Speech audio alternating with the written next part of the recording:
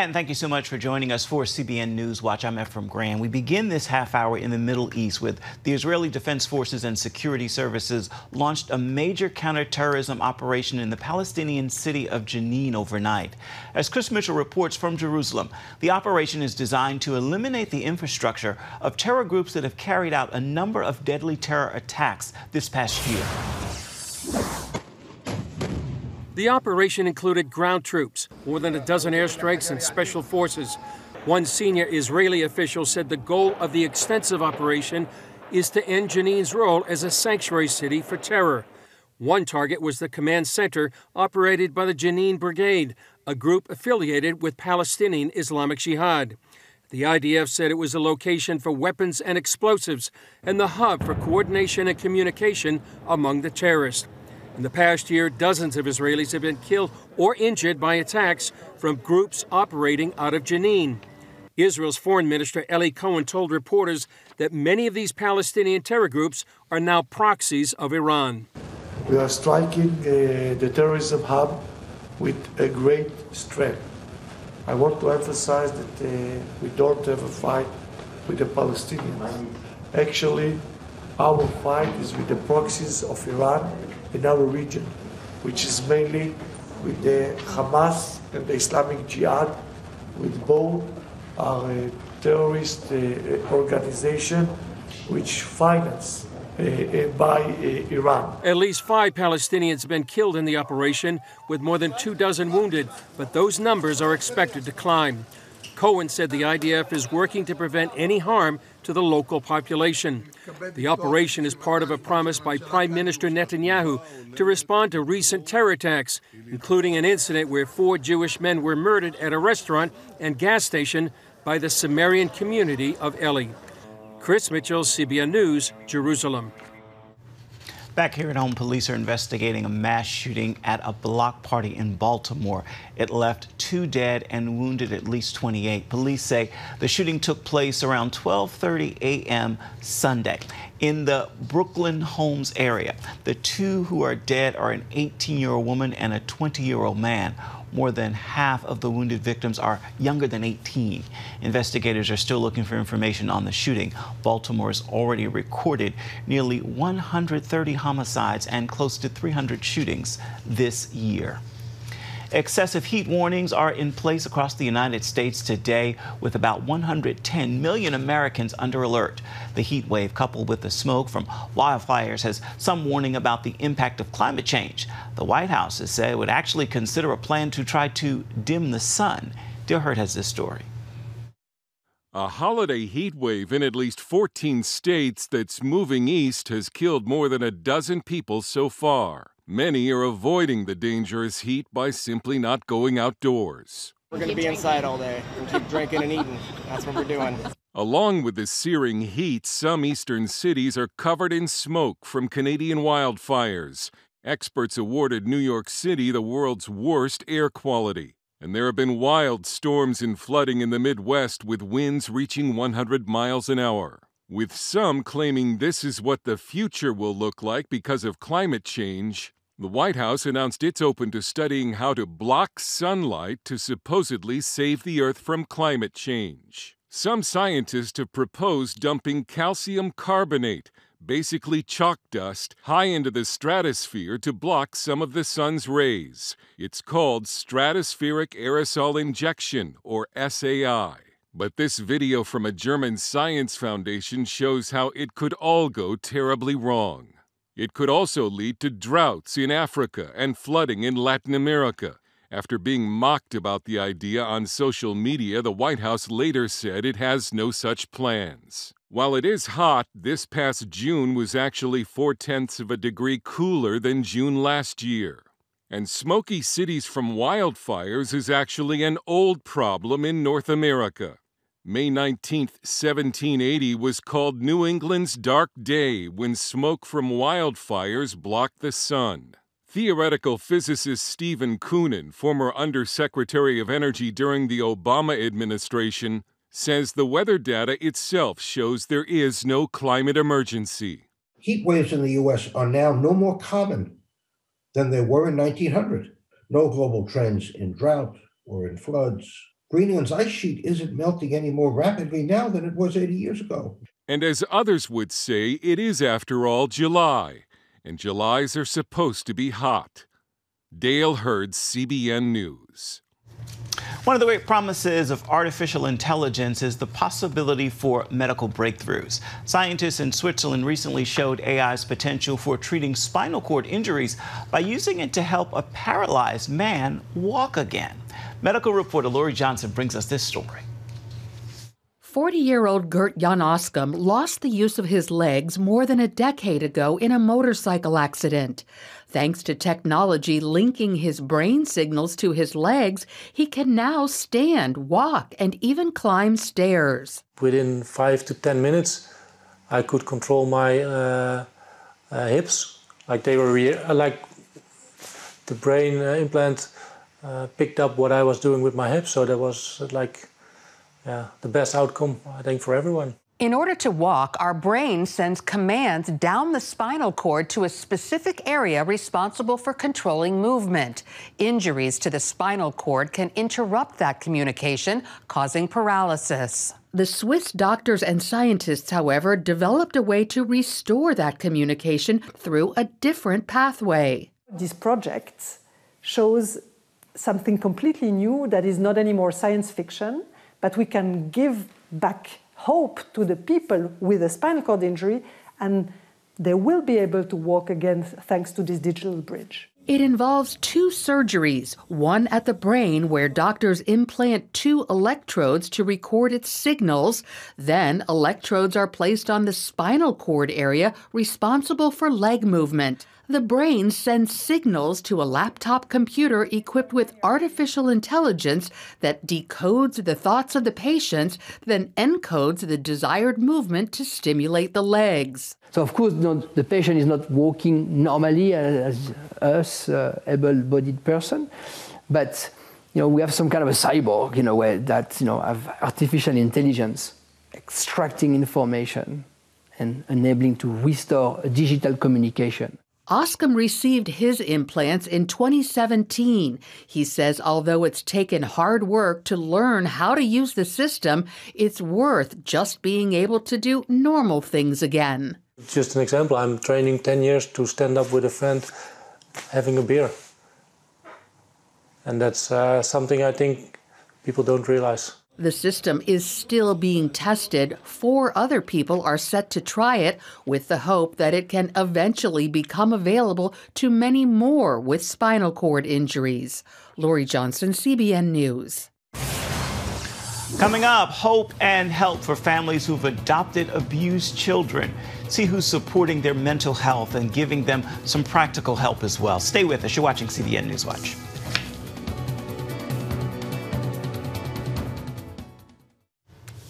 Abuse, neglect, and drug use are all reasons many children end up in foster care. They often experience anxiety, depression, and PTSD.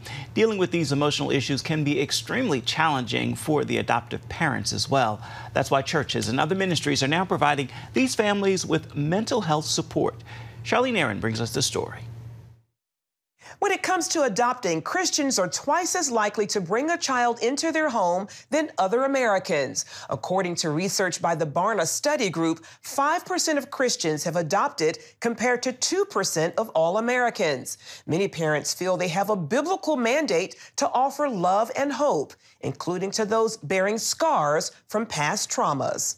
James says true religion is to care for the orphan and the widow. Michael and Libby Romanin of Lucky, Ohio felt led to become foster parents after hearing a sermon about the biblical admonition to care for orphans. It really resonated with us and convicted us. Over the years, the Christian couple, who has 3 biological children, has fostered some 17 kids. In 2022, they adopted 2, saying that abuse, neglect, and drug use are all reasons kids can end up in foster care. A lot of the children, which is true for our adopted daughters, is they experience anxiety, depression, post-traumatic stress disorder, something called ODD, which is oppositional defiant disorder. Issues which make parenting all the more difficult. Every adoption starts with some kind of trauma, pain, problem. Like anytime there's an adoption, it's because something went terribly wrong. A wrong the Romanins have found that even love has trouble overcoming. We have considered dissolving an adoption just because one of our daughters has expressed to us that she doesn't really want to be a part of our family. Jed Medifind is president of Christian Alliance for Orphans, which works to help Christians care for orphans and vulnerable children. He admits while adoption can be a wonderful experience, there are exceptions.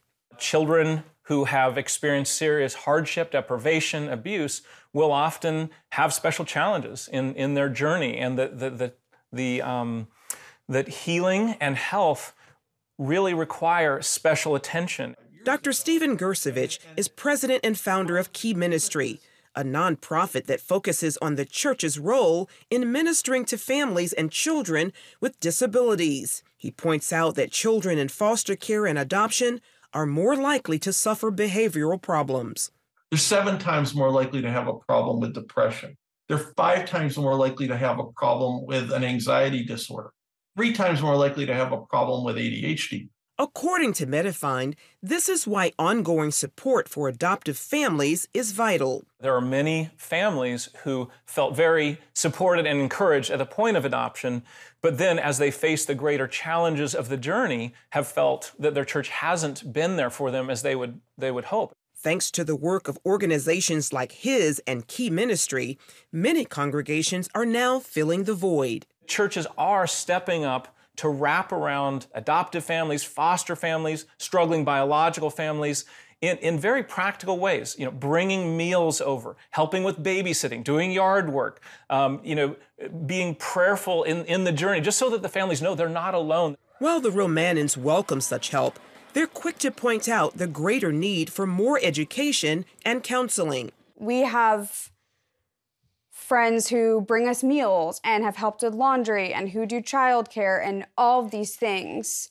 But there's still the degree to which it's hard to step into a situation that is sometimes unstable and sometimes maybe scary. Gersevich adds while many churches have established adoption and foster care ministries, some now are approaching the issue with mental health programs in mind. These types of conditions, mental health conditions specifically, are a major barrier to church attendance for families who have kids with these struggles. So, for example, if a family has a child with depression, the likelihood of them setting foot in a church decreases by 73%.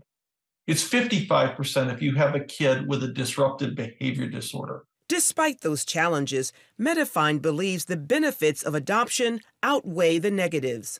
Children that have been welcomed into families that way do dramatically better than children who grow up in orphanages or in group homes or in the foster system. Meanwhile, the Romanins are relying on that hope as they continue their adoption journey. It's made my faith stronger in a sense that it is constantly putting me at the feet of Jesus. Just really desperate for help and desperate for answers. There's this pairing of the beauty and the costliness of adoption. And I think anyone who's considering adoption or is already in it really needs to hold both of those things together. The adoption mirrors the gospel story, both in its beauty and in its costliness. Charlene Aaron, CBN News. Still ahead, meet the federal agent whose underground organization has helped to rescue some 6,000 children from sex trafficking. Stay with us.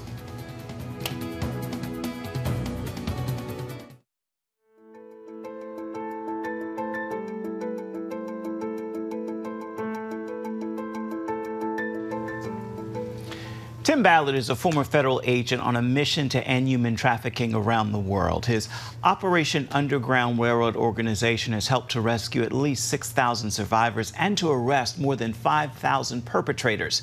Jim Caviezel stars in the film The Sound of Freedom, the new movie about Ballard's life. I sat down with Ballard for a closer look at the true story behind the movie hitting theaters today.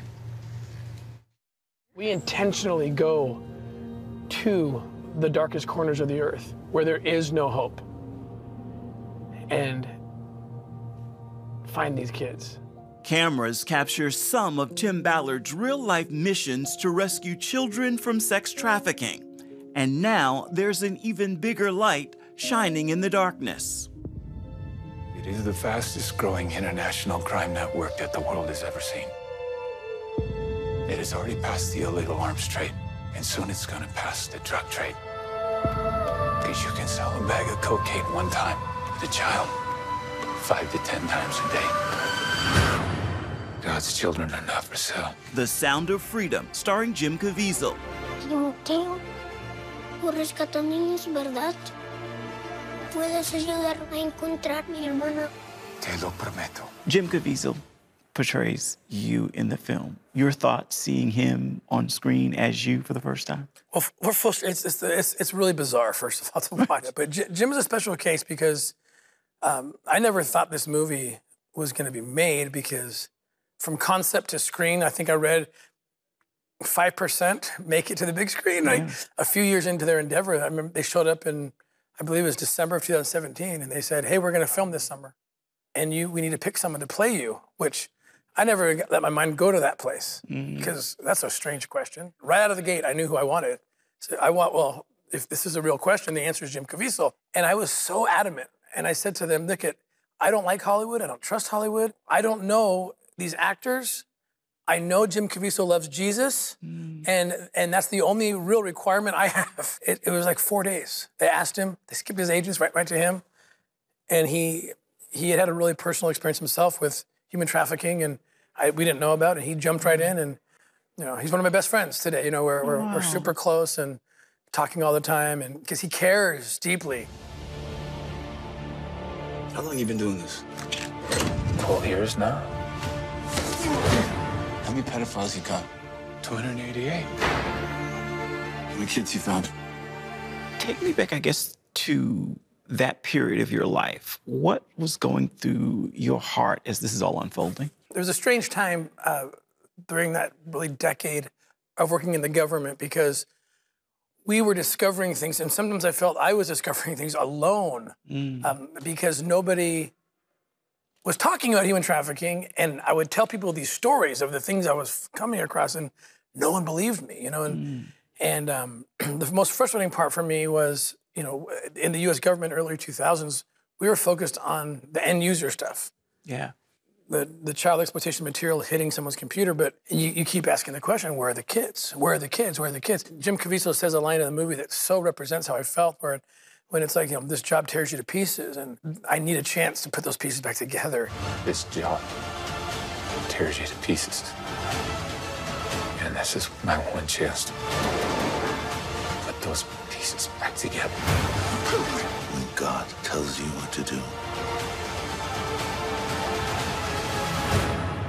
you cannot hesitate. And really, it was my wife who, because I could have been convinced that my own family was more important than someone else's, which is not true. But I could have been convinced that I can't afford to quit my job. And ultimately, it came down to a conversation I had with my wife in the second week of December of 2013.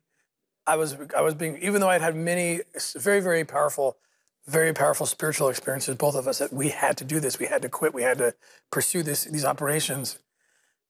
And I was so scared because I just come across these stats, and one of them was 5% of nonprofits don't make it through the first year.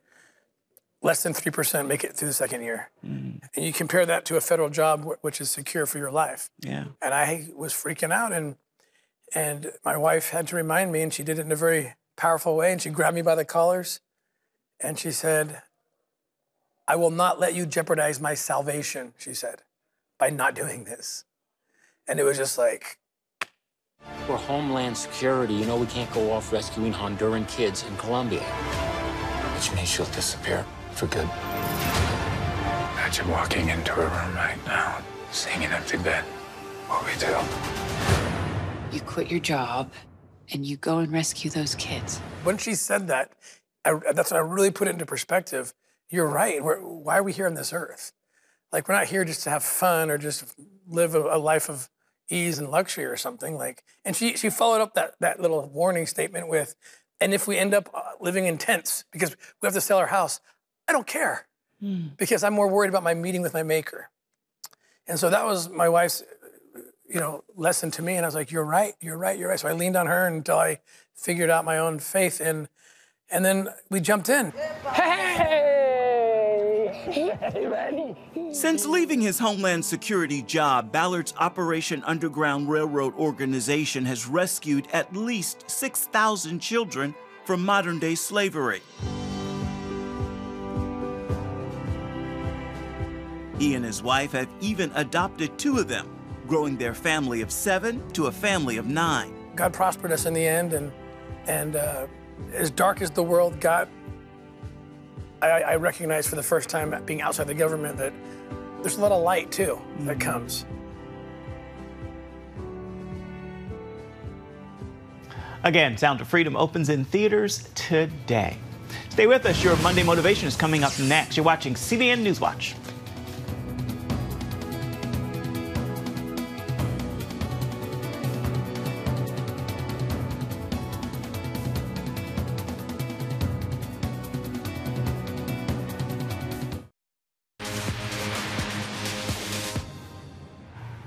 Time now for your Monday Motivation, and here is a message I pray will jumpstart your week, which includes a holiday for many of us. This thought is one that I ripped straight from the pages of Scriptures. Ephesians 1, it tells us, "Blessed be the God and Father of our Lord Jesus Christ, who hath blessed us with all spiritual blessings in heavenly places." Consider that for a moment. He has blessed us with all spiritual blessings. They're in heavenly places, but here's something even better for you to know.